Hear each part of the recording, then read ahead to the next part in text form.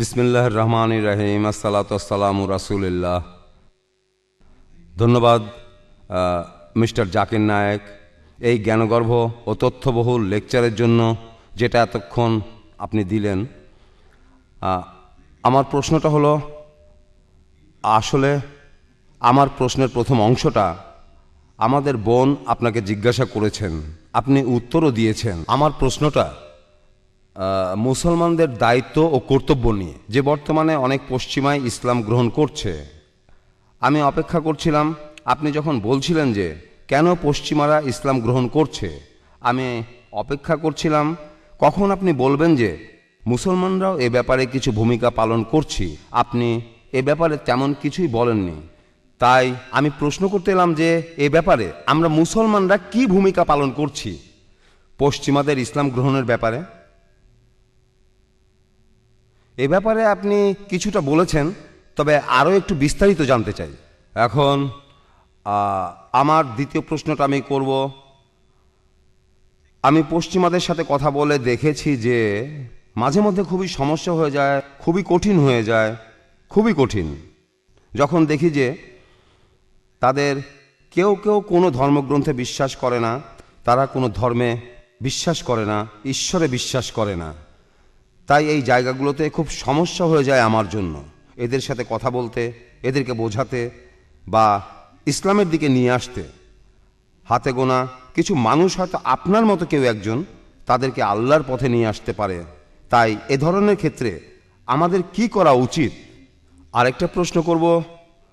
আমি আপনার লেকচার শুনেছিলাম আরব আমিরাতে। আপনি পরিষ্কার করে বলেছিলেন যে প্রাচ্যে মানে ইন্ডিয়াতে কিছু কিছু লোক আছে যারা নিজেদের খোদা বলে দাবি করে।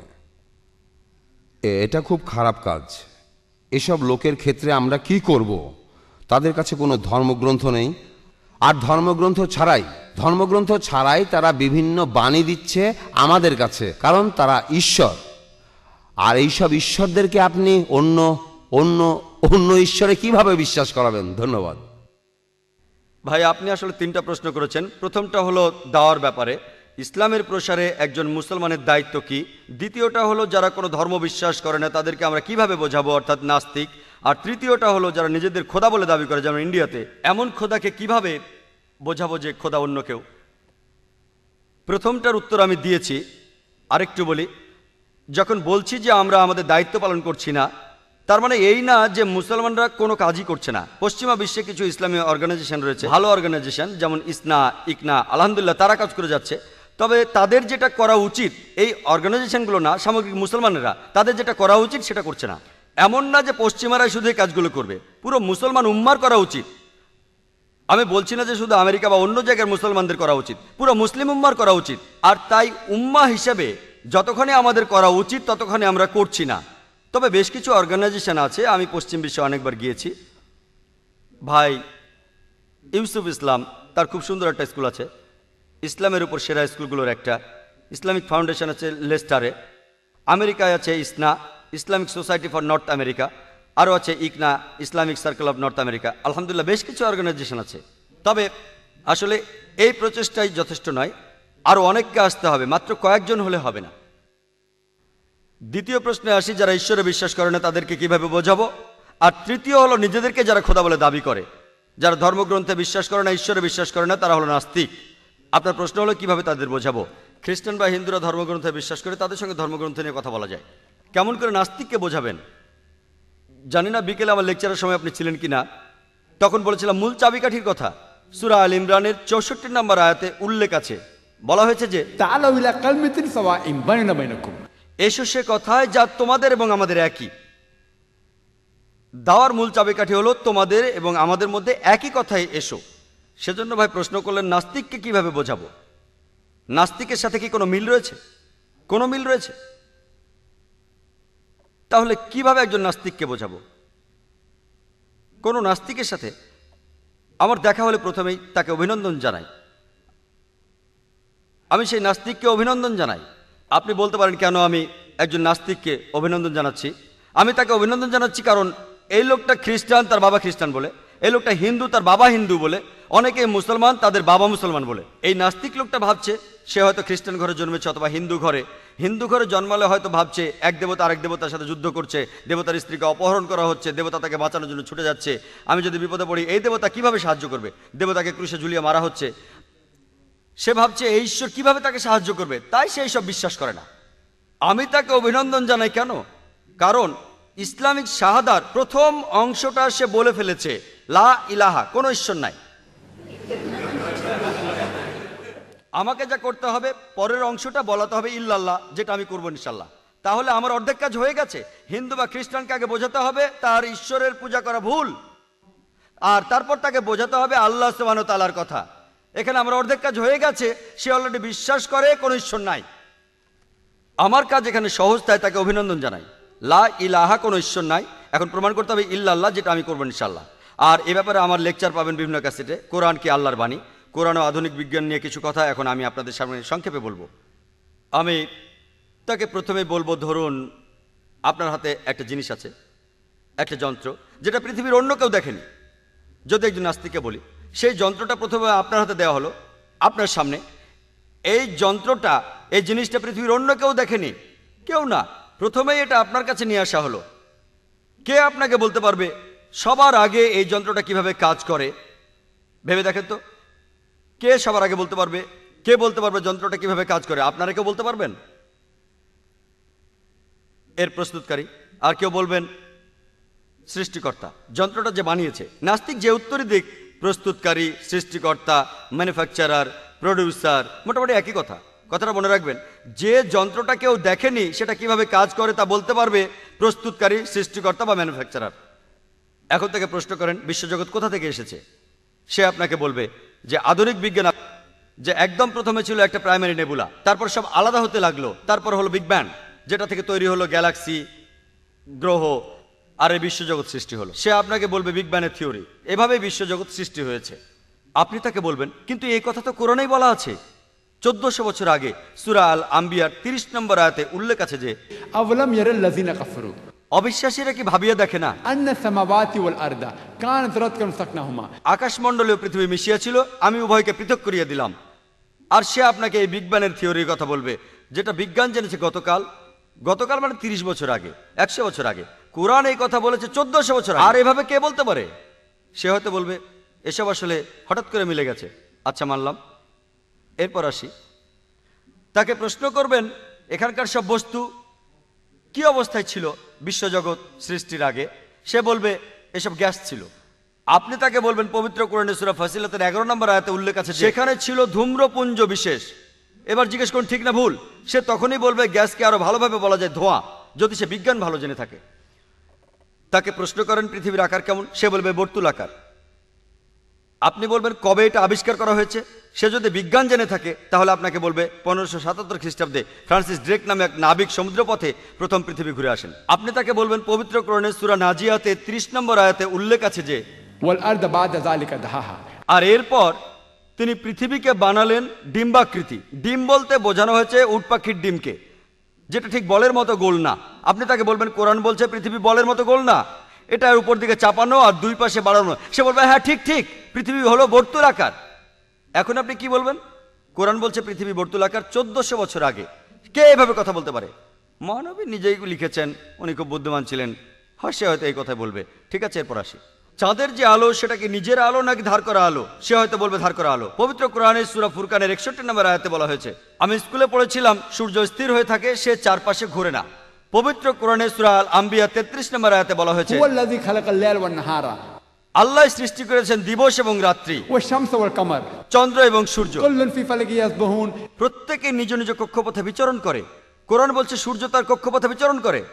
স্কুলে এটা শিখিনি যে সূর্য বিচরণ করে, সূর্য স্থির থাকে। সে বলবে বিজ্ঞান কিছুদিন আগে এটা আবিষ্কার করেছে যে সূর্য চারপাশে ঘোরে আর 25 দিনে সূর্য একটা প্রদক্ষিণ পুরো করে।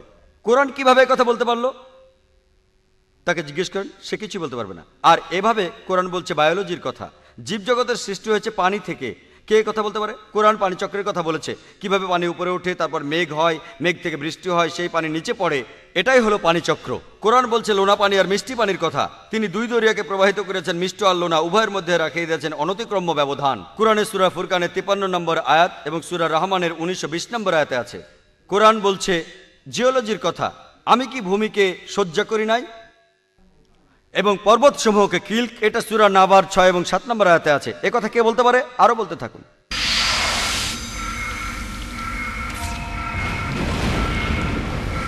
এখানে একটা উত্তরই সে দিতে পারে, সবকিছু হঠাৎ করে মিলে গেছে। থিওরি অফ প্রবাবিলিটি, এটা হলো সম্ভাবনার সূত্র, হঠাৎ করে লেগে যাওয়ার সম্ভাবনা। ধরুন আমি একটা পয়সা টস করলাম, আমি যে ঠিক বলবো সেটার সম্ভাবনা হচ্ছে 2 ভাগের 1 ভাগ। হেডও পড়তে পারে, টেলও পড়তে পারে। আর যদি আন্দাজ করে মেলাতে চাই, তার সম্ভাবনা হচ্ছে অর্ধেক, অর্থাৎ 2 ভাগের 1 ভাগ। যদি 2 বার টস করি, আমি 2 বারই ঠিক বলবো, তার সম্ভাবনা অর্ধেক গুণ অর্ধেক সমান 4 ভাগের 1 ভাগ, অর্থাৎ 25%। যদি 3 বার টস করি, 3 বারই আমি ঠিক বলবো, সেটার সম্ভাবনা অর্ধেক গুণ অর্ধেক গুণ অর্ধেক সমান 8 ভাগের 1 ভাগ, অর্থাৎ 12.5%। একইভাবে যদি প্রবাবিলিটি থিওরি দিয়ে কোরআনকে দেখেন যে পৃথিবীর কতগুলো আকারের কথা একজন মানুষ চিন্তা করতে পারে, একজন 30টার বেশি চিন্তা করতে পারে। এটা হতে পারে বর্গাকার, হতে পারে চ্যাপ্টা, হতে পারে চতুর্ভুজ, হতে পারে আয়তাকার, হতে পারে ত্রিভুজের মতো, হতে পারে বর্তুলাকার, 30টা আকার। আর এটা আন্দাজে বলে মিলিয়ে দেবে, তার সম্ভাবনা 30 ভাগের 1 ভাগ। চাঁদের আলো তার নিজস্ব নাকি ধার করা, কেউ একজন আন্দাজে বললে তার ঠিক হওয়ার সম্ভাবনা 2 ভাগের 1 ভাগ। এই দুটো ঠিকমতো বলার সম্ভাবনা 30 ভাগের 1 ভাগ গুণ অর্ধেক সমান 60 ভাগের 1 ভাগ। কোনো মানুষ আন্দাজে বলবে এই জীবজগৎ কোথা হতে সৃষ্টি হয়েছে। যে লোক মরুভূমিতে থাকে সে প্রথমে বলবে বালির কথা, কাঠ হতে পারে, হতে পারে অন্য কোনো বস্তু, অ্যালুমিনিয়াম, হতে পারে আয়রন। আর এখানে মানুষ 10,000টা জিনিসের কথা ভাবতে পারে যা দিয়ে জীবজগৎ তৈরি হয়েছে। এখানে আন্দাজে বললে সেটা ঠিক হওয়ার সম্ভাবনা 10,000 ভাগের 1 ভাগ। এই 3টা উত্তরই ঠিক হওয়ার সম্ভাবনা 30 ভাগের 1 ভাগ গুণ অর্ধেক গুণ 10,000 ভাগের 1 ভাগ সমান 6 লক্ষ ভাগের 1 ভাগ, 0.00017, অর্থাৎ 0.017%। 3টি বিষয়ের সম্ভাবনা আসলো 0.017%। সবগুলো যদি যোগ করি, কোরআন 1000টা কথা বলেছে বিজ্ঞান সম্পর্কে। আর ম্যাথামেটিক্স আমাদের বলে যদি 0.00 পরে আরো 50টা জিরো বসানো হয়, সেটার অর্থ জিরোই হয়। তাহলে কোরআনে সবকিছু আন্দাজে বলা হয়েছে, তার সম্ভাবনাও জিরো। কে এই কথাগুলো বলতে পারে? তিনিই বলতে পারেন, সৃষ্টিকর্তা, প্রস্তুতকারী, ম্যানুফ্যাকচারার। এই সৃষ্টিকর্তাকে আমরা বলি আল্লাহ সুবহানাহু ওয়া তাআলা। এটা সংক্ষেপে বললাম। বিস্তারিত জানতে চাইলে আমার ভিডিও ক্যাসেট দেখুন। কোরআনকে আল্লাহর বাণী, অনেকভাবে প্রমাণ করা যায় যে কোরআন আল্লাহর বাণী। তৃতীয় প্রশ্নটা হলো যে একজন মানুষ খোদাকে কিভাবে বোঝাবো যে সে ভুল পথে চলছে ইত্যাদি। আমি আমার লেকচারে একটা লিটমাস টেস্টের কথা বলেছিলাম। সূরা ইখলাসের 1 থেকে 4 নম্বর আয়াতে উল্লেখ আছে যে আপনি তাকে বলবেন যদি সে খোদা হয়ে থাকে সে কি এই পরীক্ষা পাশ করবে?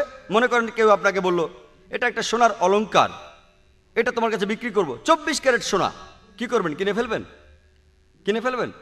আপনি তখন পরীক্ষা করে দেখবেন কথাটা সত্যি কিনা। আপনি সেটা কোষ্ঠী পাথরে পরখ করবেন। আপনি স্বর্ণকারের কাছে গিয়ে বলবেন একটা লোক আমার কাছে এটা বিক্রি করতে এসেছে আর সে বলছে এটা 24 ক্যারেট সোনা। আপনি স্বর্ণকারের কাছে যাবেন, সে অলংকারটা নিয়ে দেখবে, তারপর সেটা কোষ্ঠী পাথরে ঘষবে, তারপর সে রং মেলাবে। 24 ক্যারেটের সাথে মিললে 24 ক্যারেট, 22 ক্যারেটের সাথে মিললে 22 ক্যারেট, 18 ক্যারেটের সাথে মিললে 18 ক্যারেট। এটা সোনা নাও হতে পারে, কারণ চকচক করলে সবকিছু সোনা হয় না। তাহলে রজনীশের যে উদাহরণটা দিলাম, রজনীশকে ধরুন, উদাহরণস্বরূপ রজনীশ সে নিজেকে খোদা বলে, তাকে সূরা ইখলাসের পরীক্ষায় ফেলুন। কুল হুয়াল্লাহু আহাদ আল্লাহুস সামাদ লাম ইয়ালিদ ওয়া লাম ইউলাদ ওয়া লাম ইয়াকুল লাহু কুফুয়ান আহাদ। তাকে পরীক্ষায় নিয়ে আসুন। তিনি আল্লাহ, এক এবং অদ্বিতীয়। রজনীশ কি এক এবং অদ্বিতীয়? যে নিজেকে খোদা বলে দাবি করে, যীশু খ্রিস্ট, রাম, লক্ষ্মণ, সবাইকে পরীক্ষা করতে পারেন। এখানে হিকমা দিয়ে তাদের বোঝানো যায়। আমি কারো ঈশ্বরকে ছোট করতে চাই না।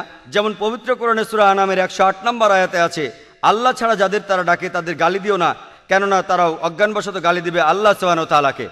তাহলে এই লোকগুলো যারা নিজেদের খোদা বলে দাবি করে, তাদের পরীক্ষা করবেন সূরা ইখলাসের কোষ্ঠী পাথরে, আর প্রমাণ করতে পারবেন তারা খোদা নয়। যদি খোদা না হয় তাহলে তো কোনো ধর্মগ্রন্থের কথাই আসছে না। আশা করি উত্তর পেয়েছেন। আসসালামু আলাইকুম ওয়া রাহমাতুল্লাহ। আমি একটা ব্যাপারে একটু পরিষ্কার করতে চাই। আপনি একটা হাদিস বলেছেন যে বিয়ে করলে অর্ধেক দিন পূরণ করে। আমি যেটা জানতে চাই যে বিয়ে করলেই কি অর্ধেক দিন পূরণ হবে, নাকি বিয়ের পুরো প্রক্রিয়াটাই কিভাবে করছেন, স্বামী বা স্ত্রীর সাথে কিভাবে ব্যবহার করছেন, মানে পুরো প্রক্রিয়াটাই। যেদিন বিয়ে করলেন তারপর থেকে যতদিন বাঁচলেন, নাকি শুধু বিয়ে করলেই অর্ধেক দিন পূরণ হবে? বোন, আপনি ধন্যবাদ। খুব সুন্দর প্রশ্ন করেছেন। একটা হাদিসের কথা বললেন যে বিয়ে করলে অর্ধেক দিন পূরণ হয়। এখানে কি বিয়ে করলে অর্ধেক দিন পূরণ হবে নাকি পুরো প্রক্রিয়াটাই ধরতে হবে? বোন, আমি আগেও বলেছি, মহানবী যখন বলছেন বিয়ে করলে অর্ধেক দিন পূরণ হয়, তিনি বুঝিয়েছেন যে বিয়ে আপনাকে অবাধ যৌনাচার আর ব্যভিচার থেকে রক্ষা করে। বিয়ে একটা ধারাবাহিক প্রক্রিয়া, এর উপর অনেক হাদিস আছে। আমাদের প্রিয় নবী বলেছেন, যখন বিয়ে করবে তুমি সাধারণত 4টা বিষয় দেখবে: সম্পদ, সৌন্দর্য, আভিজাত্য আর সদ্গুণ। লোকে বিয়ে করার সময় দেখে মেয়েটা বা ছেলেটা সুন্দর কিনা, তার কি পরিমাণ সম্পদ আছে, কোন পরিবার, শেখ বংশ নাকি সৈয়দ বংশ, অভিজাত বংশ, আর সবশেষে হলো সদ্গুণ। মহানবী বলেছেন এই 4টার মধ্যে সবচেয়ে গুরুত্বপূর্ণ হলো সদ্গুণ। তাই আপনি যখন বিয়ে করতে যাবেন সব কিছু দেখতে হবে। আপনি একজন গুণী স্ত্রী বা গুণী স্বামী খুঁজবেন, কিভাবে বিয়ে করবেন। আমাদের প্রিয় নবী বলেছেন সবচেয়ে শ্রেষ্ঠ বিয়ে হলো যেখানে কম খরচ করা হয়। পৃথিবীর বিভিন্ন দেশে মুসলিম উম্মার মধ্যে বিয়ে হয়, তারা সেখানে হাজার হাজার ডলার খরচ করে যাচ্ছে। এখানে যেমন রিঙ্গিত, তারা অনেক বেশি খরচ করে। পবিত্র কোরআনে সূরা ইসরার 25 এবং 26 নম্বর আয়াতে আছে, যারা অপব্যয় করে তারা শয়তানের ভাই। তাই জীবনসঙ্গী বেছে নেওয়া, কিভাবে বিয়ে করতে হবে সাধারণভাবে, সুন্নাহ মেনে, এইসবই। তারপর কিভাবে সন্তানদের বড় করবেন, বিয়ের পর স্ত্রীর প্রতি বিশ্বস্ত হবেন, এমন না যে বিয়ের পর আপনি ব্যভিচারে লিপ্ত হবেন, এইভাবে অর্ধেক দিন পূরণ হবে না। মহানবী বলেছেন তোমাদের মধ্যে সেই ব্যক্তি সর্বোত্তম যে তার স্ত্রীর কাছে ভালো। কিভাবে স্ত্রীর সাথে ব্যবহার করবেন, পবিত্র কোরআনে সূরা আল নিসার 19 নম্বর আয়াতে আছে, তাহার সহিত সৎভাবে জীবনযাপন করিবে যদিও তাকে অপছন্দ করো। যদিও তাকে অপছন্দ করেন, কোরআন বলছে তার সাথে সততার সাথে জীবনযাপন করতে। পুরুষরা যৌতুক নেয় প্রাচ্যের দেশ যেমন ইন্ডিয়াতে স্ত্রীদের কাছ থেকে, ইসলামে আপনি দেবেন দেনমোহর। বিয়ে করলে আপনাকে একজন ভালো স্বামী হতে হবে, বিয়ের পর সন্তান সন্ততি হলে হতে হবে একজন ভালো মা বা ভালো বাবা। এই যাবতীয় ব্যাপারগুলি যাদের সাথে বিয়ের সম্পর্ক আছে, যদি আপনি এই সব কিছু পূরণ করেন তাহলে আপনার দিনের অর্ধেক পূরণ হবে। ভালো মা হওয়া, ভালো বাবা হওয়া, ভালো স্বামী হওয়া, ভালো স্ত্রী হওয়া, অপব্যয়ী না হওয়া, এই সব কিছু, ব্যভিচার থেকে দূরে থাকা, সমকামিতা থেকে, অবাধ যৌনাচার থেকে, এই সব কিছু পূরণ করতে পারলে আপনার অর্ধেক দিন পূরণ হবে। সেই জন্য আমাদের প্রিয় নবী বলেছেন বিয়ে করলে অর্ধেক দিন পূরণ হয়। অর্থাৎ বিয়ে করে যদি ইসলামের সব নিয়মগুলো মেনে চলেন, ইনশাল্লাহ আপনার অর্ধেক দিন পূরণ হবে। আশা করি উত্তরটা পেয়েছেন। হ্যালো, আসসালামু আলাইকুম ওয়া রাহমাতুল্লাহি ওয়া বারাকাতুহু। ওয়ালাইকুম আসসালাম রহমতুল্লাহ। ডাক্তার জাকির, আমি আসলে ব্যাপারটা একটু পরিষ্কার করতে চাই। আপনি বলেছেন যে পশ্চিমা নেতারা ইসলামকে ভয় পায়, আর দেখবেন এমনকি জাহিলিয়ার সময়ও জাহিলিয়ার বিভিন্ন নেতারা ইসলামকে ভয় পেত না, এই জন্যই তারা ইসলামের বিরুদ্ধে যুদ্ধ করেছে। তারা আসলে ভয় পেয়েছিল যে যদি তারা ইসলাম গ্রহণ করে তাহলে তাদেরকে বদলাতে হবে। পৃথিবীর বেশিরভাগ নেতাই পরিবর্তন মেনে নিতে পারে না। তাই সম্ভবত হতে পারে যে পশ্চিমা নেতারা অথবা পৃথিবীর যে কোনো জায়গার নেতারা তারা ইসলাম গ্রহণ করতে ভয় পায়, কারণ তারা পরিবর্তনটা মানতে পারে না। আর আমার মতে সবচেয়ে বড় পরিবর্তনটা হলো তাদের নিচে নামতে হবে। আর এই সব নেতাদের একেবারেই সাধারণ মুসলমান হয়ে চলাফেরা করতে হবে, হোক সেটা আমেরিকায় বা পৃথিবীর অন্য কোথাও। ভাই, আপনি প্রশ্ন করেছেন কেন পশ্চিমা নেতারা ইসলামকে ভয় পায়, আর বললেন জাহেলিয়ার নেতারা ইসলামকে ভয় পেত না। সরি ভাইয়া, আমি আপনার সঙ্গে একমত হতে পারছি না, আমি দুঃখিত, আমি একমত না। তখনকার নেতারা, সেই সময় নবীজির আমলে বড় বড় নেতারা, তারা প্রচণ্ড ভয় পেত ইসলামকে। তারা যে জিনিসটাকে ভয় পেত সেটা হলো ইসলাম। আর এই জন্যই তারা নবীজিকে বলেছিল আমরা তোমাকে রাজা বানাবো, আরবের রাজা, যদি তুমি এক ঈশ্বরের পূজা বাদ দাও তোমাকে পৃথিবীর সবচেয়ে ধনী লোক বানিয়ে দেব। মহানবী উত্তরে বলেছিলেন যদি আমার ডান হাতে এনে দাও সূর্য, বাম হাতে চাঁদ, আমি ইসলামের এই সত্যকে ছাড়বো না। সেই নেতারা ভয় পেয়েছিল। কেন পেয়েছিল জানেন? তাদের সেই 330 দেবদেবী, এসব কিছুর বদলে তারা পাবে একজন ঈশ্বরকে। তখন মক্কায় কে আসবে? কে তখন মক্কায় এসে কেনাকাটা করবে? তাদের মূর্তির নামে যা বানায় সেগুলো কে কিনবে? নেতারা আসলেই খুব ভয় পেয়েছিল। পরবর্তীতে আলহামদুলিল্লাহ সত্যেরই জয় হলো, তখন তারা মুসলমান হয়েছে। এই জন্য কোরআন বলছে প্রথমে গোত্রের নেতাদের বোঝাও। কোরআন বলছে প্রথমে গোত্রের নেতাদের বোঝাও, যদি তারা মুসলমান হয়, অনেকেই তাদের অনুসরণ করবে।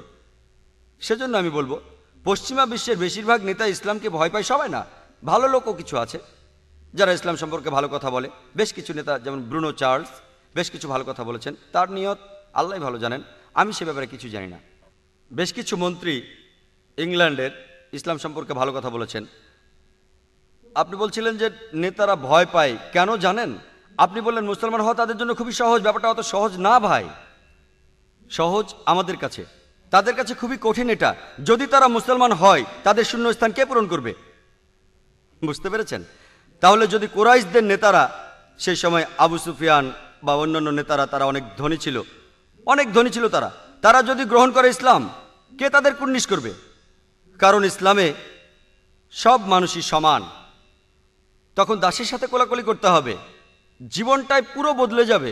তারা ভয় পেয়েছিল যে সব কিছু বদলে যাবে, তাহলে তারা ইসলাম গ্রহণ করলে সবাই এক বিশ্বাসে সামিল হলো, আলহামদুলিল্লাহ। নেতারা ভয় পেয়েছিল যে তাদের নিচে নেমে আসতে হবে, তারা যেখানে ছিল, যে প্রাচুর্যের মধ্যে। নেতারা ভয় পেয়েছিল যে তাদের সব কিছু ছাড়তে হবে শুধু ইসলামের বিনিময়ে। তবে আল্লাহ তাদের হেদায়েত করেছিলেন, তারা আল্লাহর কাছে আখিরাতের প্রাসাদ চেয়েছিল পৃথিবীর প্রাসাদের বদলে। আর এ ব্যাপারে সবচেয়ে ভালো উদাহরণটা আবারও একজন মহিলাকে দিয়ে। তিনি হলেন বিবি আসিয়া, ফেরাউনের স্ত্রী। পবিত্র কোরআনে সূরা তাহরিমের 11 নম্বর আয়াতে উল্লেখ আছে যে তিনি প্রার্থনা করলেন আল্লাহ সুবহানাহু ওয়া তাআলার কাছে যে তোমার সন্নিধানে আমার জন্য একটি গৃহ নির্মাণ করো জান্নাতে, এই পৃথিবীর সব কিছুর বিনিময়ে। তিনি তখন ছিলেন পৃথিবীর সবচেয়ে শক্তিশালী মানুষের, সমগ্র পৃথিবীর সবচেয়ে শক্তিশালী মানুষের স্ত্রী। তারপরও তিনি আল্লাহর কাছে প্রার্থনা করেছেন, আমি এই পৃথিবীর সব কিছুর বিনিময়ে চাইছি আখিরাতে একটি ঘর জান্নাতে। তাই আলহামদুলিল্লাহ, যখন আল্লাহ হেদায়েত করেন, সে যত বড় নেতাই হোক না কেন, সে ইসলাম গ্রহণ করে আখিরাতের জন্য। আশা করি উত্তরটা পেয়েছেন। পুরুষ আর মহিলার অধিকার সমান কিনা সেটা নিয়ে প্রশ্ন করছি। আমরা কোরআন পড়ে জেনেছি যে পুরুষ আর মহিলার অধিকার সমান আল্লাহ সুবহানাহু ওয়া তাআলার কাছে। আর এই কথা আমাদের মহানবী হযরত মুহাম্মদ সাল্লাল্লাহু আলাইহি সাল্লামের হাদিসেও আছে যে বাবার চেয়ে মান অধিকার অনেক বেশি। কিন্তু এরপর আকিকার সময় দেখা যায় যে একটা বকরি কোরবানি দেয়া হয় মেয়ের জন্য, আর 2টা দেয়া হয় ছেলের জন্য। বোঝানো হচ্ছে যে ছেলেই বেশি গুরুত্বপূর্ণ। প্রশ্নটা হলো এই যে আকিকার সময় কেন ছেলের জন্য 2টো বকরি আর মেয়ের জন্য একটা বকরি কোরবানি দেয়া হয়? বোন, অনেক সহিহ হাদিসে আছে যে ছেলের জন্য একটা বকরিও কোরবানি দেয়া যায়। এটা বাধ্যতামূলক না, সহিহ হাদিসে আছে একটা বকরি মেয়ের জন্য আর ছেলের জন্য 2টো বকরি। তবে একটা বকরিও কোরবানি দেওয়া যায় ছেলের জন্য। ব্যাপারটা এমন না যে ছেলের জন্য 2টো কোরবানি দেওয়া উচিত। তবে এটার কারণ হিসেবে বলতে পারি যে ইসলামে পুরুষ মানুষই রোজগার করে, ইসলামে রোজগার করে পুরুষ।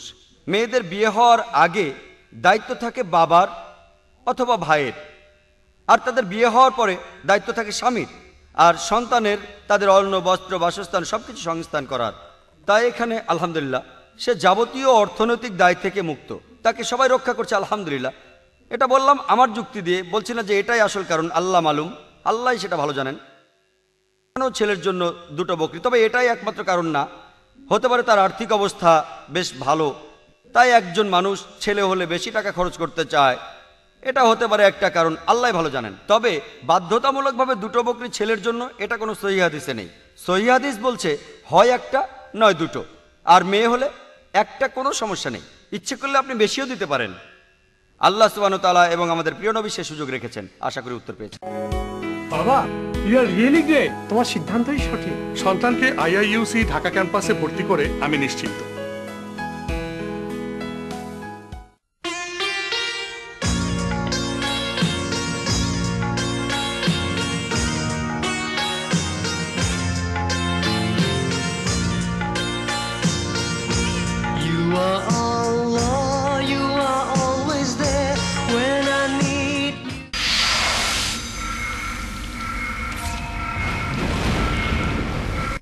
আসসালামু আলাইকুম। আচ্ছা, একটু আগে আপনি পশ্চিমাদের কথা বলছিলেন, আমি কনভার্ট হয়েছি বা আপনার ভাষায় রিভার্ট হয়েছি।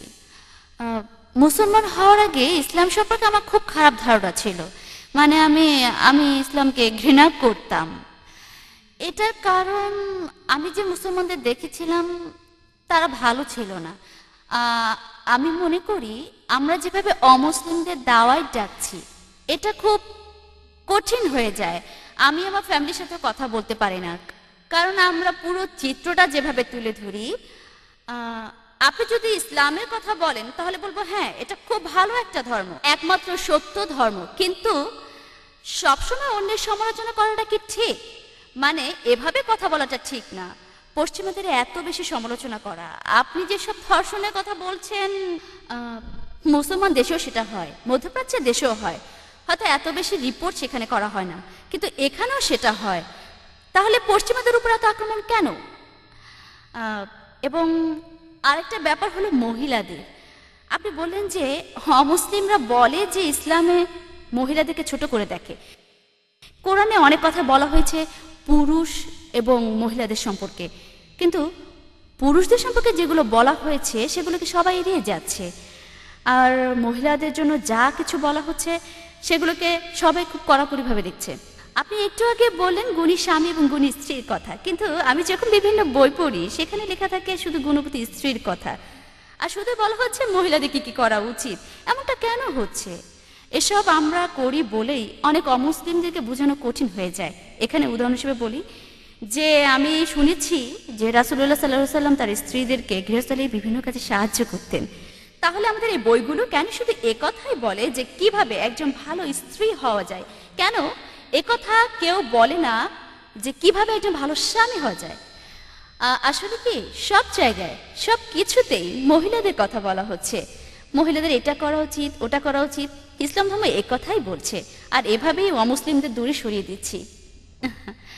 বোন, আপনি খুবই সুন্দর প্রশ্ন করেছেন, খুবই প্রাসঙ্গিক যে আলহামদুলিল্লাহ তিনি রিভার্ট হয়েছেন, আমি তাকে অভিনন্দন জানাই, আলহামদুলিল্লাহ। আরও বললেন যে মুসলমানদের সম্পর্কে তার খুব খারাপ ধারণা ছিল। আমি আগেও বলেছি অনেক মানুষ কিছু মুসলমানকে দেখে কখনোই মুসলমান হতে চাইবে না, আমি কথা আগে বলেছি। আলহামদুলিল্লাহ আল্লাহ তাকে হেদায়েত করেছেন আর তিনি মুসলমান হয়েছেন।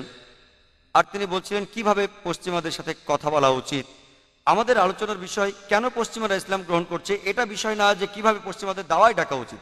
আমার অন্যান্য ক্যাসেটে এই বিষয়ে বলা আছে। এর একটা হলো ইসলাম সম্পর্কে ভুল ধারণা। কিভাবে আপনি পশ্চিমাদের দাওয়ায় ডাকবেন সেটা অন্য ব্যাপার। আজকের বিষয় এটা নয় কিভাবে দাওয়ায় ডাকতে হবে। তবে মুসলমান হওয়ার কারণটা আমি বলছি, আর আমি কোদালটাকে কোদালি বলছি। আর বোন, আপনি ঠিকই বলেছেন, অন্য ধর্মের সমালোচনা করা উচিত না।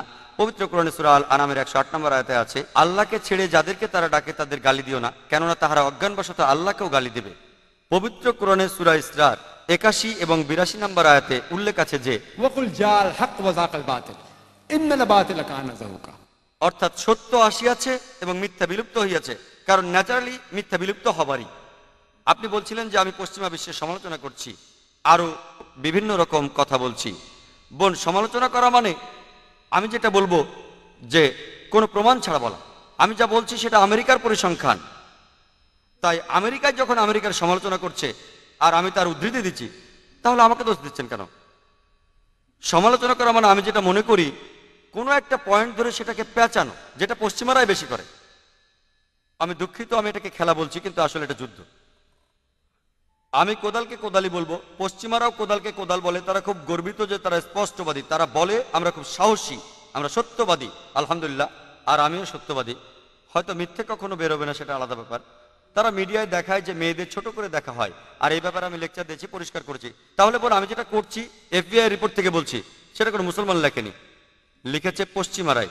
ধর্ষণের যে পরিসংখ্যান দিয়েছি সেটা কোনো মুসলমান লেখেনি, লিখেছে অমুসলিম পশ্চিমারা। অবাধ যৌনাচার, ব্যভিচার সম্পর্কে আমি শুধু তাদের পরিসংখ্যান দিয়েছি।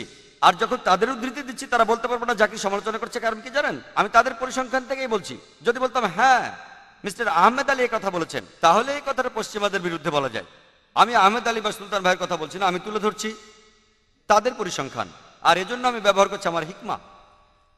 আপনি বললেন যে ধর্ষণের ঘটনা ঘটছে, অন্যান্য দেশেও এগুলো রিপোর্ট করা হচ্ছে না। বোন, আমি আপনার সাথে একমত না। ধর্ষণ বেশি হয় পশ্চিমা দেশগুলোতে, ওখানে রিপোর্ট করা হয় না। এটা ওখানে খুবই সাধারণ। ধর্ষণ এতই সাধারণ ঘটনা যে রিপোর্টই করা হয় না। পশ্চিমে কয়েকবার গিয়েছি, ধর্ষণে কোনো কেসই দেখিনি। এটা এতই সাধারণ, এতই দৈনন্দিন ঘটনা যে রিপোর্টই করা হয় না। বোন, খবরের কাগজে ছোট্ট করে লেখা থাকে, অন্য কোনো দেশে যদি ধর্ষণ হয় হেডলাইনে আসবে। বলছি না যে এখানে ধর্ষণ হয় না, ধর্ষণ পুরো পৃথিবীতেই হয়, সব জায়গাতেই হয়। মুসলিম দেশের কথা বলেন, সেখানেও ধর্ষণ হয়। যেসব মুসলিম দেশে ইসলামী শরিয়া মেনে চলা হয় না সেখানে হয়।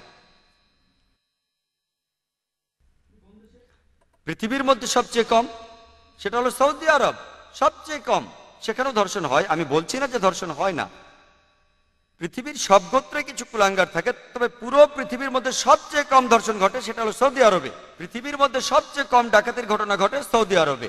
হ্যাঁ, অনেক মুসলিম দেশ আছে যারা ইসলাম অনুসরণ করে না, তারা হলো নকল মুসলমান। রিপোর্ট করা হলে অন্যান্য দেশে সেটা খবরের কাগজের হেডলাইন হয়, কারণ ধর্ষণ হলো একটা কলঙ্কিত ঘটনা। আর আমেরিকায় এটা দৈনন্দিন জীবন। যেমন একজন ডাক্তারের ঘটনা, রোগী বলল তার যৌন রোগ আছে, ডাক্তারও বলল তারও আছে। অবাক হওয়ার কিছু নেই, তারা আসলে নির্লজ্জ। আমার কাছে তারা নির্লজ্জ, তাদের কাছে এটা ঠিক। তাই বোন, আমি যখন সত্যি কথাটাই বলছি আমাকে বলতেই হবে। আমি সবচেয়ে ভদ্র ভাষায় বলেছি জনগণের সম্পত্তি, তবে এটাই সত্যি। লোকে হয়তো বলবে সমালোচনা করছি, কিন্তু কোদালকে কোদালি বলবো। আর এভাবে বলাটাই পশ্চিমারা বেশি পছন্দ করে, আলহামদুলিল্লাহ। প্রথম প্রশ্ন, তাদের সমালোচনা করছি, আসলে তাদের পরিসংখ্যানটাই বলছি। যেমন কোরআন বলছে হিকমার সাথে দাওয়া দিতে,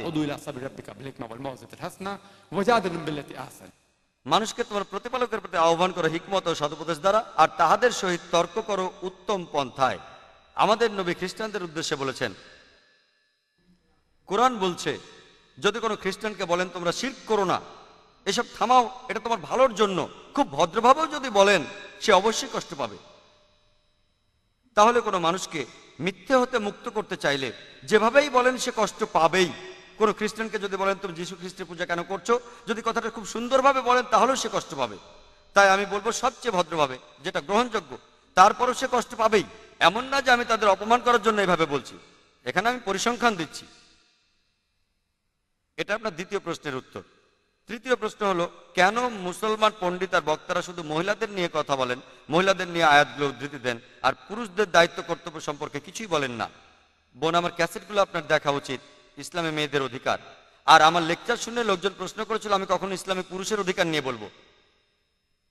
এই ক্যাসেটে আমি বলেছি স্ত্রীর সাথে স্বামীর কিরকম ব্যবহার করা উচিত। এমনকি আজকেও যদি আপনি শুনে থাকেন, যখন হিজাব সম্পর্কে বলছিলাম ঠিক আপনার কথাটাই বলেছি।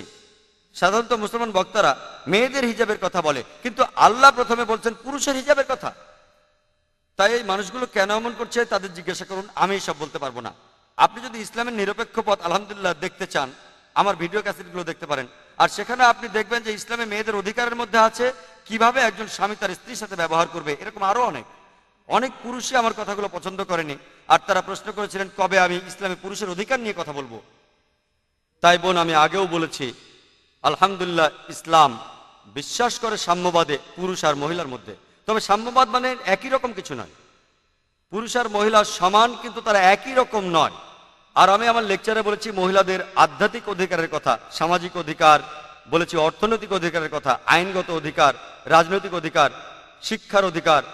আলহামদুলিল্লাহ আমি বোঝাতে চেয়েছি আলহামদুলিল্লাহ ইসলাম বিশ্বাস করে সাম্যবাদ পুরুষ আর নারীর মধ্যে। সাম্যবাদ মানে একই রকম নয়। পশ্চিমাদের সাথে তুলনা করেন, আবারও পরিসংখ্যান দিচ্ছি, তারা যা বলে সেটাই বলছি। পশ্চিমা বিশ্ব যে মানব সভ্যতার কথা বলে, সেটা ছদ্মবেশে ভেতরে লালন করে একটা শরীরকে শোষণ করা, সম্মানের অবমাননা করা, আরেকটি আত্মাকে বঞ্চিত করা।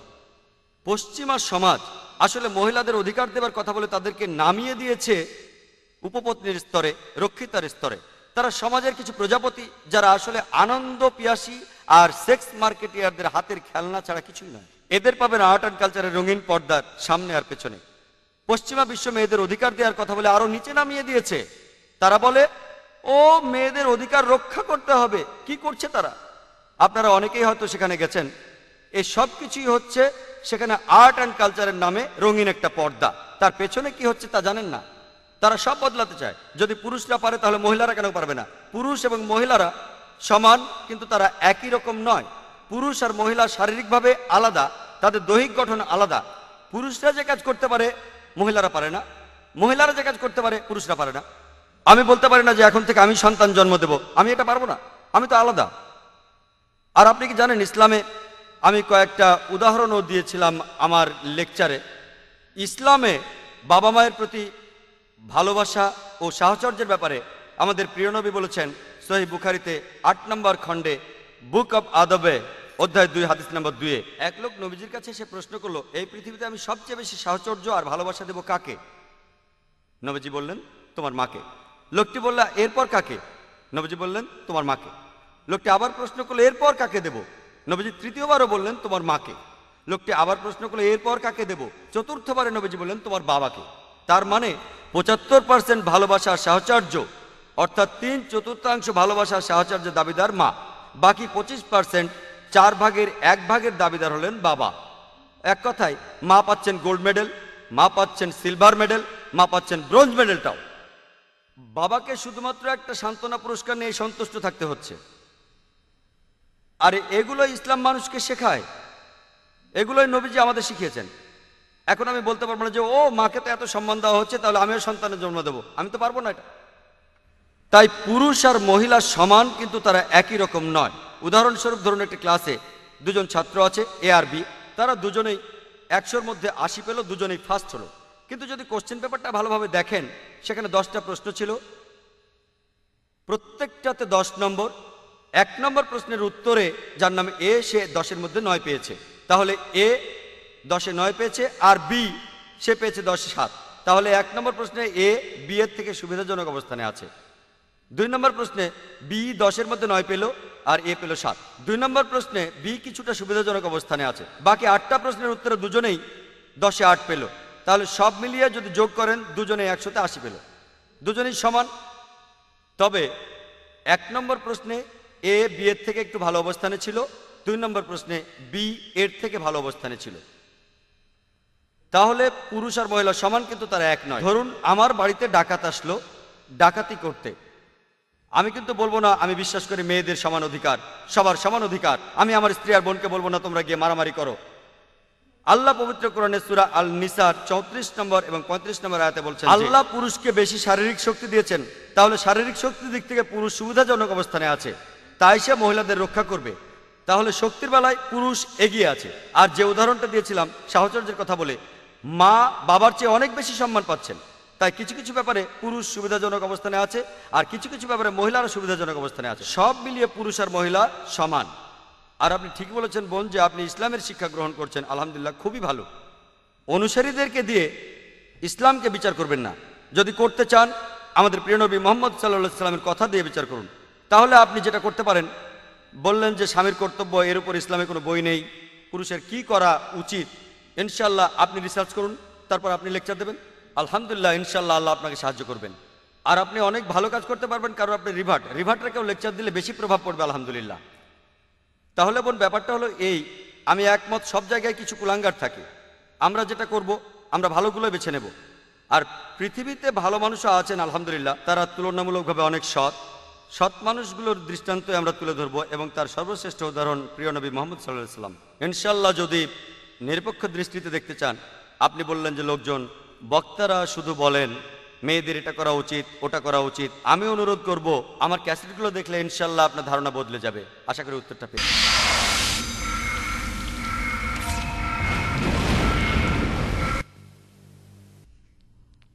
আমি ফরিদা। আমি একটা প্রশ্ন করতে চাই। এতক্ষণ আপনার লেকচার শুনছিলাম, আর আপনার কথাগুলো শুনতে খুব ভালো লাগছিল। আমি আপনাকে প্রশ্নটা করছি এই জন্য যে আমি একজন মা, আমার ছেলে মেয়েদের বড় করতে হবে। আপনি পড়াশোনায় খুব ভালো ছিলেন, ডাক্তারি পাশ করেছেন, আর এখন পৃথিবীর বিভিন্ন জায়গায় লেকচার দিচ্ছেন। আপনার মতো সন্তান, আপনার মতো মানুষ পৃথিবীতে আরও প্রয়োজন। তাই আপনার বাবা মা আপনার মতো সন্তানকে কিভাবে বড় করেছিলেন, আমি এ ব্যাপারে আপনার কাছ থেকে কিছু উপদেশ চাইব, যাতে আমার মতো মায়েরা উপকৃত হতে পারে। ধন্যবাদ। বোন, আপনি খুব সুন্দর প্রশ্ন করেছেন। উনি আমার লেকচার শুনেছেন, জানেন যে আমি একজন ডাক্তার, তাই আমার বাবা মা সম্পর্কে জানতে চাইলেন। আর ডাক্তার ইয়াহিয়া আলভি শুরুতে ঠিক কথাই বলেছিলেন, যদি এই পৃথিবীতে আল্লাহ সুবহানাহু ওয়া তাআলার পরে কাউকে ধন্যবাদ দিতে হয়, তিনি হলেন আমার মা। তবে আমার বাবা এবং পরিবারের অন্য সবাইও, আমার স্ত্রী সহ, আলহামদুলিল্লাহ আমরা সবাই দাওয়ায় নিয়োজিত। আমার পরিবারের সবাই। লোকে আমাকে প্রশ্ন করে, তারা এভাবে বলে যে আপনার পরিবারের সবাই এরকম, এটা তো আসলে একটা ফ্যামিলি প্ল্যানিং। তারা বলে, আমি বলি যে আমি পঞ্চম সন্তান বাবা মায়ের। যদি তারা ফ্যামিলি প্ল্যানিং করতেন তাহলে আমি এখানে থাকতাম না। ভেবেছিলাম তিনি হয়তো প্রশ্নটা দিয়ে এটা বোঝাচ্ছেন। আলহামদুলিল্লাহ, সেরকম কিছু ছিল না। আমি পঞ্চম সন্তান, আলহামদুলিল্লাহ। লোকে ভাবে যে বেশি ছেলে মেয়ে থাকা ভালো না, তবে আলহামদুলিল্লাহ এটাও ভালো হতে পারে। এটা নির্ভর করে কিভাবে তাদের বড় করছেন, তাদের মানুষ করছেন। আর আমিও বলবো আমার বাবা মা আলহামদুলিল্লাহ তারা আমাকে যথেষ্ট স্বাধীনতা দিয়েছেন। তারা আমার উপর কোনো ব্যাপারে কখনো জোর খাটাননি যে এটা মানো, ধর্ম মানো। আলহামদুলিল্লাহ আমার বাবা মা যথেষ্ট ধার্মিক, আলহামদুলিল্লাহ। তারা আমার উপর কখনো জোর করেননি, আমাকে যথেষ্ট স্বাধীনতা দিয়েছেন। তবে তারা সবসময় কোরআন ও সুন্নাহ মেনে চলেছেন, আলহামদুলিল্লাহ। যেহেতু আমি ছোটবেলা থেকে বাবা মাকে দেখেছি কোরআন আর সুন্নাহ মেনে চলতে, আলহামদুলিল্লাহ। মানুষ তার বাবা মায়ের কাছ থেকেই শেখে। তবে সবসময় এমনটা হয় না। আমরা ইতিহাস থেকে জানি যে নবীদের সন্তানেরাও কুপথে যেতে পারেন। এটা আসলে আল্লাহ সুবহানাহু ওয়া তাআলার ইচ্ছা ছাড়া হয় না। আল্লাহ সুবহানাহু ওয়া তাআলার ইচ্ছাই সবচেয়ে বেশি দরকার, বাবা মায়ের সাহায্যও দরকার। আর এর একটা কারণ হচ্ছে পবিত্র কোরআনে সূরা আল ইমরানের 160 নম্বর আয়াতে উল্লেখ আছে, আল্লাহ সাহায্য করিলে কেউ তোমাদের হারাতে পারবে না। যদি আল্লাহ সাহায্য না করেন তাহলে তিনি ছাড়া কে এমন আছে যে তোমাদের সাহায্য করিবে? আল্লাহ সাহায্য না করিলে কেউ সাহায্য করতে পারবে না। তাই মুমিনগণ নির্ভর করুক আল্লাহ সুবহানাহু ওয়া তাআলার উপর। আমার বাবা মা নির্ভর করেছিলেন আল্লাহ সুবহানাহু ওয়া তাআলার উপর। তারা আমাকে ডাক্তার বানানোর জন্য অনেক টাকা খরচ করেছেন। আর আমার মা চাইতেন তার ছেলে হবে সবচেয়ে সেরা ডাক্তার। তিনি চাইতেন আমি যেন ক্রিস বার্নার্ডের মতো হই, যিনি প্রথম হার্ট ট্রান্সপ্লান্ট অপারেশন করেছিলেন, সাউথ আফ্রিকার ডাক্তার। মা তার সঙ্গে দেখাও করেছিলেন, তিনি এটাই চেয়েছিলেন। আলহামদুলিল্লাহ আমিও ডাক্তার হতে চেয়েছিলাম। আর আমি এই পেশাটা বেছে নিয়েছিলাম কারণ আমি ভেবেছিলাম, আর আসলেও তাই, আলহামদুলিল্লাহ আমার দৃষ্টিভঙ্গি বদলায়নি, যে এক কথায় বললে মানুষের সেবা করার জন্য ডাক্তারি সবচেয়ে ভালো পেশা, ভালো পেশাগুলোর একটা। তাই আমি ডাক্তার হয়েছিলাম। আর আমার বাবাও একজন ডাক্তার ছিলেন, একজন সাইকিয়াট্রিস্ট। আর এভাবেই আলহামদুলিল্লাহ আমি ডাক্তার হয়েছিলাম। তবে পরবর্তীতে শেখ দিদাতের উৎসাহে আমি দাওয়ায় যোগ দিলাম। তখন আবিষ্কার করলাম যে আমার রোগীদের শারীরিক অসুখের বদলে আধ্যাত্মিক অসুখ সারিয়ে অনেক বেশি তৃপ্তি পাচ্ছি আমি, অনেক বেশি তৃপ্তি। পৃথিবীতে হাজার হাজার ডাক্তার আছেন, তাদের অনেকে বিনামূল্যে চিকিৎসা করছেন, আমিও তাদের মতোই হব। তাই সেই সময় ঠিক করলাম যে আমি ডাক্তারি ছেড়ে দিয়ে পুরোপুরি দায়ী হয়ে যাব। আর তখন আমার বাবা মা আমাকে সাপোর্ট দিলেন। তারা হয়তো বলতে পারতেন আমরা তোমার পেছনে এত টাকা খরচ করেছি, তোমার উপর আমাদের অনেক আশা ছিল ইত্যাদি, এখন তুমি ডাক্তারি ছেড়ে দেবে, 5.5 বছর ডাক্তারি পড়েছো, আর এখন আলহামদুলিল্লাহ আমার বাবা মা বললেন কোনো সমস্যা নেই, তুমি এই পথে যাও, এটা আল্লাহর পথ, আলহামদুলিল্লাহ। আমি মাকে জিজ্ঞেস করেছিলাম যে আমাকে তুমি কি হতে বলো যদি আমি ডাক্তারি পেশা ছেড়ে দিই? তুমি কি চাও যে আমি শেখ আহমেদ দিদাতের মতো হই নাকি ক্রিস বার্নার্ড? তো তিনি আমাকে উত্তরে বলেছিলেন যে আমি চাই তুমি দুটোই হও। তবে এখন তাকে জিজ্ঞেস করি যে তুমি কি চাও যে আমি একজন দায়ী হই শেখ আহমেদ দিদাতের মতো যা এখন করছি, নাকি তুমি চাও যে আমি হই ক্রিস বার্নার্ড? তিনি বলেছিলেন শেখ আহমেদ দিদাতের মতো একজন দায়ীর জন্য আমি 1000টা ক্রিস বার্নার্ড ছাড়তে পারি। আলহামদুলিল্লাহ। তাই বাবা মার সাপোর্ট আমাকে সাহায্য করেছে, কারণ বাবা মা আর ফ্যামিলির সাপোর্ট খুব বেশি দরকার দাওয়ার ক্ষেত্রে। সন্তানকে কিভাবে বড় করতে হবে, আর এই ব্যাপারে আমার লেকচার পাবেন শিশুদের জন্য ইসলাম। শিশুদের জন্য ইসলাম, মা হচ্ছেন কোনো শিশুর সেরা শিক্ষক। আর প্রথম যে বইটা মায়ের দেওয়া উচিত, বাবা মায়ের উচিত সন্তানকে দেয়া কোরআন। কোরআন প্রথম বই, আর এটা আপনার সন্তানের জীবনের শেষ দিন পর্যন্ত সঙ্গী হয়ে থাকবে। আর আমার বাবা মা আরবি ভাষার গুরুত্ব বুঝেছিলেন যে এই ভাষা শেখা দরকার। আর আমার লেকচারও বলেছি যে আরবি ভাষা জানা থাকলে পবিত্র কোরআন সহজে বোঝা যায়। যদি আপনার সন্তানকে আরবি ভাষা শেখান তাহলে তারা সহজেই পবিত্র কোরআন বুঝতে পারবেন।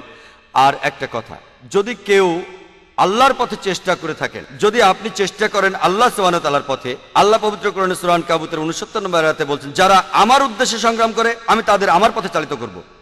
তাই আপনি আল্লাহ সুবহানাহু ওয়া তাআলার পথে সংগ্রাম করে যান, ঠিক পথে সংগ্রাম করে যান, আল্লাহ সুবহানাহু ওয়া তাআলা ইনশাআল্লাহ আপনাকে সাহায্য করবেন। তাই প্রথমে দরকার আল্লাহর উপর বিশ্বাস, দ্বিতীয় হলো সংগ্রাম, তৃতীয় হলো কৌশল। আশা করি উত্তর পেয়েছেন। আসসালামু আলাইকুম। ডক্টর, আপনি তখন বলেছিলেন যে আগেকার দিনে ইতিহাস বলে যে আমরা টার্গেট করতাম অবিশ্বাসীদের নেতাদের। আর আলহামদুলিল্লাহ বর্তমান সময়ে মুসলিম উম্মার অবস্থা হলো জনসংখ্যার দিক থেকে বলতে গেলে পৃথিবীতে প্রায় প্রতি 4 জনের মধ্যেই একজন মুসলমান, আর প্রতি 3টি দেশের মধ্যে একটি মুসলিম দেশ। তাই আমি মনে করি যে বর্তমানে আমাদের যেটার অভাব সেটা হলো একটা নেতৃত্ব মুসলিম উম্মার জন্য। এ কথা বলা কি ঠিক হবে? আমাদের উচিত এখন বিভিন্ন দেশের নেতাদের টার্গেট করা। ভাই, আপনি খুব সুন্দর প্রশ্ন করেছেন। আলহামদুলিল্লাহ, ইসলাম পুরো পৃথিবীতে ছড়িয়ে পড়েছে। আর ওনার কথা অনুযায়ী 25% মুসলমান প্রতি 4 জনে একজন, আর 3টি দেশের মধ্যে একটি দেশ মুসলিম দেশ। তবে আমাদের কোনো নেতা নেই, আর আমাদের মুসলিম দেশ থেকে মুসলমান নেতাদের টার্গেট করা উচিত কিনা আমি আপনার সঙ্গে একমত ভাই। এমনকি কুফার নেতাদেরও টার্গেট করা যাবে। আমি আপনার সঙ্গে একমত যে আমাদের একজন নেতা প্রয়োজন। ইসলাম লিডারশিপে বিশ্বাস করে, ইসলাম বিশ্বাস করে খিলাফাতে। দুর্ভাগ্যজনকভাবে আমাদের খিলাফাত বিলুপ্ত হয়ে গেছে। শেষ যেটা ছিল তুরস্কে, আবার সেই পশ্চিমারাই। খিলাফাত আবার আসা উচিত, খিলাফাত আসা উচিত। ইসলাম খিলাফাতে বিশ্বাস করে, আর আমাদের একজন খলিফা থাকা উচিত। বেশ কিছু মানুষ তাদের সাধ্যমতো চেষ্টা চালাচ্ছে খিলাফাতকে আবার নতুন করে প্রতিষ্ঠা করার জন্য। আল্লাহ সুবহানাহু ওয়া তাআলা তাদের শক্তি আর হেদায়েত দিন, আর তারা তাদের কাজ করে যাচ্ছে। অনেকেই বিভিন্ন দেশের নেতাদেরকে বোঝানোর চেষ্টা করে যাচ্ছে, বিশেষ করে মুসলিম দেশগুলোতে তারা সাধ্যমতো চেষ্টা করছে। আমরা দোয়া করি যে আল্লাহ সুবহানাহু ওয়া তাআলা একজন নেতা দিন মুসলিম উম্মার জন্য, যিনি আমাদের নেতৃত্ব দেবেন। নেতা থাকলে আলহামদুলিল্লাহ আমরা অনেক কিছু করতে পারবো। তাই ইসলামও নেতৃত্বের কথা বলে, আর আমাদের নেতা খুঁজে বের করতে হবে একজন ভালো নেতা, যিনি কোরআন ও সুন্নাহ মেনে চলেন। দুর্ভাগ্যজনকভাবে আজকের দিনে মুসলমান দেশগুলোর বেশিরভাগই তারা কোরআন এবং সুন্নাহ মেনে কাজ করেন না। মানুষ তাই খুঁজছে কে হবেন সে নেতা। ইনশাআল্লাহ আল্লাহ আমাদের জন্য একজন নেতা পাঠাবেন, আর একই সাথে আমরাও মুসলিম উম্মার জন্য নেতা খুঁজতে থাকব। যখনই কোনো মুসলিম নেতা আসেন, অমুসলিমরা তাকে ছোট করার চেষ্টা করে, তারা তাদের মতোই কাজ করছে। তাই আমরাও আমাদের জন্য নেতা খুঁজতে থাকবো। এমনকি কোরআনের অন্য নির্দেশও মানতে পারি, কুফার নেতাদেরকেও টার্গেট করতে পারি, দুটো কাজে একসাথে করতে পারি। আমি আপনার সঙ্গে একমত যে নেতা দরকার এই মুসলিম উম্মার জন্য। ডাক্তার জাকির নায়েককে এই জ্ঞানগর্ভ আলোচনার জন্য অনেক ধন্যবাদ। আমরা জানলাম ইসলাম কি শেখায়, আর ইসলামের সেবার জন্য আমাদের দায়িত্ব আর কর্তব্যগুলো কি। আসুন আমরা সবাই তাকে অভিনন্দন জানাই।